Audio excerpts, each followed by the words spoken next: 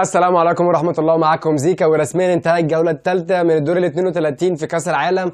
كان دور 32 مجنون، لأن اللي كان بيصعد ما كانش بيصعد بالنقط بس، لا ده كان بيصعد بالنقط وفرق أهداف وكروت صفراء. يعني الفرقة اللي عندها كروت صفراء أقل كانت هي اللي بتصعد، فكانت حاجة مجنونة خالص. كانت جولة ثالثة ممتعة على كف عفريت، وكان فيها كتير من المفاجآت. من غير رغي وهري كتير، يلا بينا نشوف ايه اللي حصل فيها.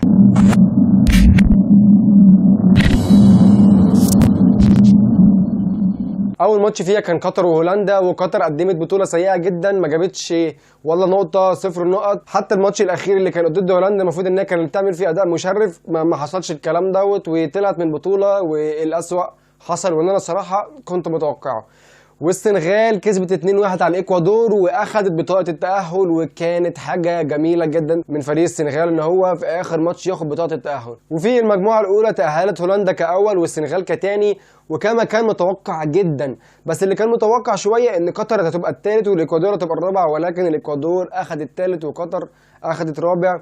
واللي يضايقك ان المفروض ان قطر عارفه ان البطوله دي هتتلعب على ارضها من 12 سنه، وجابت تيم وجابت مدرب بيدرب اللعيبه ديت من 12 سنه من وهم ناشئين هو بيدرب فيهم. اللعيبه بتاعت قطر لعبت مع بعض اكتر من 100 مباراه دوليه، فازاي تقدم بطوله زي ديت بمنتهى السوء ما خدتش فيها ولا نقطه؟ يعني حظ اوفر لقطر في البطولات القادمه ان شاء الله، وهارد لك. نخش على المجموعه الثانيه، وايران ضد امريكا، وويلز ضد انجلترا. يعني ايران كانت قدامها ان هي تكسب التاهل في المجموعه ديت، ولكن باداء كان غريب جدا ان هي ما تاخدش فيه التاهل وتعمل ماتش وحش قوي وتخسر 1-0 وفي الاخر تطلع من قدام امريكا. يعني دي زعلتني شويه، لاني انا بصراحه من الناس اللي بتحب كرويش لانه مدرب كويس جدا، ولكن امريكا كسبت المباراه وكسبت كمان التاهل. نيجي في المباراه الثانيه، وعرض العضلات المستمر من انجلترا كسبت بيه 3-0 ويلز، وبكده تبقى صعدت انجلترا وامريكا لدور ال 16، وانجلترا كاول طبعا وامريكا كتاني، والعكس التوقعات شويه، لان انا كنت طبعا متاكد ان انجلترا تصعد كاول، ولكن كنت بتمنى ان ايران هي اللي تصعد كتاني مش امريكا. نيجي بقى للمجموعه الثالثه، واللي شهدت تاني كسره قلبي ليا كزيكا، لان السعوديه خرجت من قدام المكسيك. هي السعوديه لو كانت كسبت الماتش باي نتيجه كانت هتصعد، ولو كانت كمان اتعادلت كانت هتصعد، ولكن لا حصل لا دوت ولا دوت. والسعوديه قدمت مباراه كويسه كالعاده، ولكن النتيجه مش في صالحها. منتخب سعودي ممتاز جدا، ناقصه بس الرتوش الاخيره، وهي ان هو يحافظ على الفوز بتاعه ويبقى عنده العقليه الانتصاريه، وان هو ياخد الماتش مهما كان الاداء. ما تلعبليش باداء كويس وفي الاخر تخسر الماتش. العقليه ديت سيئه جدا، ولكن العقليه دي بتبقى الستيب اللي قبل الاخير ان انت تبقى خلاص حاجه كبيره. فانا متاكد وشايف السعوديه هتبقى من اقوى المنتخبات العربيه بجانب المغرب. نيجي بقى للمتعه والجمال في ماتش الارجنتين وبولندا. بولندا حرفيا ما عملتش اي حاجه في الماتش تذكر غير ان هي دخل فيها جوان.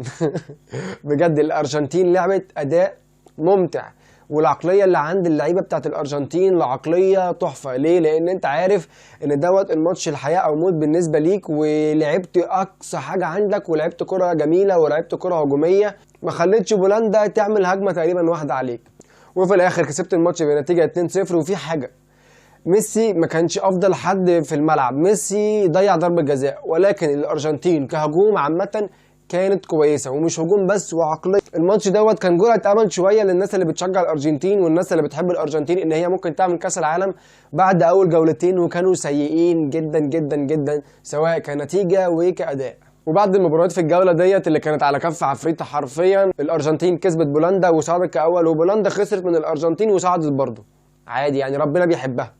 نيجي بقى للجولة الرابعة، واللي شهدت كسرة قلب تالتة وفرحة عارمة أولى. الفرحة العارمة الأولى إن تونس كسبت صراحة دكة بدلاء فرنسا. بس هي كسبت فرنسا في كأس العالم بنتيجة وأداء جميل، نتيجة 1-0، وقدرت تحافظ قدام هجوم فرنسا على النتيجة ديت. ده شيء ممتاز، عملت عليها ماتش رائع، ماتش مشرف، هيفضل محفور في الاذهان عند التونسيين وعند العرب جميعا ان انت تكسب فرنسا، وفرنسا المرشحه الاولى. انت كسبت من هنا وخرجت على بلدكم من هنا، فدي برضو كسرت القلب والحزن اللي الواحد شافه في المجموعه ديت. يعني تونس فرحتنا وبكتنا، عملت بطوله كويسه، جابت 4 نقط في كاس العالم مع مجموعه كانت كويسه قدام فرنسا. برافو تونس. وبكده اللي اتقال في المجموعه ديت فرنسا واستراليا، طبعا فرنسا كاول واستراليا كتاني. نيجي بقى للمجموعة الخامسة، واللي كانت فرحة قلب عارمة عارمة. هتقولي ليه عارمها يا زيكا؟ اقول لك البسكليتات روحت. انا يعني دي بص، انبساط ما بعد انبساط. اول ما شفت البسكليتات كده الالمان روحوا انا اتبسطت. مع السلامه. وفي نفس المجموعه، غير ان البسكليتات روحت، اليابان عملت مجموعه جنونيه. يعني اليابان انا اصلا ما كنتش اتوقع ليها ان هي تصعد مع اسبانيا والمانيا، وقع في مجموعه نار. ان اليابان تكسب اسبانيا وتكسب المانيا وتصعد عليهم، دي فشخت كل التوقعات وتصعد كاول، وتخسر من كوستاريكا. كانت بص اليابان عامله مجموعه مش عارف الواحد يوصفها يقول ايه بجد. الجوله الثالثه في المجموعه الخامسه كانت ما بين اسبانيا واليابان والمانيا وكوستاريكا. ماتش المانيا وكوستاريكا انت كده كده محفوظ وعارف ايه اللي هيحصل، المانيا هتكسب. نيجي بقى الماتش اسبانيا واليابان اللي كان نسخه طبق الاصل من اليابان والمانيا. اليابان نفس التكتيك اللي عملته مع المانيا، دخلت الشوط الاول بتدافع اداء سيء جدا، دخلت فيها جون. الشوط الثاني ريمونتادا من اول 10 دقايق وهوبا جابوا الجونين، وعملوا تكتيك رهيب، التزام رهيب، دفاع رهيب، يعني كل حاجه ممكن تحط في الاخر فيها رهيب. وبكده اليابان بالمجموعه الجباره اللي هي عملتها، ان هي كسبت اسبانيا والمانيا، طلعت اول في المجموعه ديت، واسبانيا طلعت تاني، والمانيا روحت. وطبعا كده كده كوستاريكا بره، ده ما عليهاش كلام. ونيجي بقى للمجموعه السادسه واللي انا سميتها بمجموعه الفخر العربي. يعني المغرب اقسم بالله العظيم كانت في مجموعه نار، وعملت اداء وعملت نتيجه وعملت ترتيب. اول حاجه بجد المغرب هي فخر العرب. قبل المونديال محمد صلاح فخر العرب، اول جوله في المونديال السعوديه فخر العرب، تالت جولة في المونديال المغرب هي فخر العرب. خلاص هنثبت المغرب يا جدعان هي فخر العرب.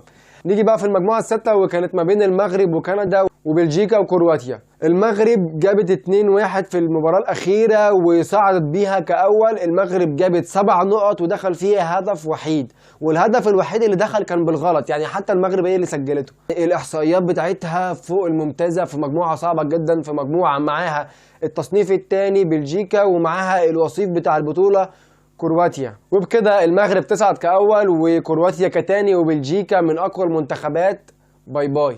نيجي بقى للمجموعة اللي قبل الأخيرة، وأنا كنت بسميها مجموعة السحر كده والجمال الكروي. ليه؟ بسبب وجود البرازيل. واحنا اكتشفنا ان السحر دوت كان منبعه مين؟ كان منبعه نيمار المصاب. ليه؟ ان انت نيمار كان بيعمل تأثير كبير جدا في منتخب البرازيل على الرغم من كمية النجوم اللي موجودة فيه في الهجوم. الجولة الثالثة في المجموعة دي كانت بتشهد البرازيل والكاميرون وصربيا وسويسرا. البرازيل عاملة زي العربية الفراري الجامدة قوي اللي كانت بتطير على الطريق وفجأة حجر صغير قوي اللي هو الكاميرون اللي هو دقلجها كده وفشخها 100 حتة. دوت اللي الكاميرون عملته، ان كسبت البرازيل 1-0 في الدقيقة بلس 90 في الدقايق الأخيرة، ولكن للأسف بعد ما الكاميرون كسبت برضه خرجت. ليه؟ لأن سويسرا كسبت صربيا 3-2 في مباراة كانت على نار. وبكده البرازيل تصعد كأول وسويسرا تصعد كتاني، ومجموعة كانت نار فعلا. عارف انت بقى النار اللي كانت في المجموعه اللي قبل دي نفس النار اللي كانت موجوده في المجموعه الاخيره. كانت مجموعه على كف عفريت، لان اللي هيتاهل تاني ما كانش معروف مين لحد الدقيقه الاخيره من الماتشين اللي كانوا بيتلعبوا. المباراه الاولى في المجموعه الاخيره كانت ما بين البرتغال وكوريا، وكريستيانو رونالدو عمل مباراه سيئه جدا صراحه، يعني ضيع فرص كتير جدا وعمل اسيست لكوريا، هو اللي اتضرب الماتش يعتبر.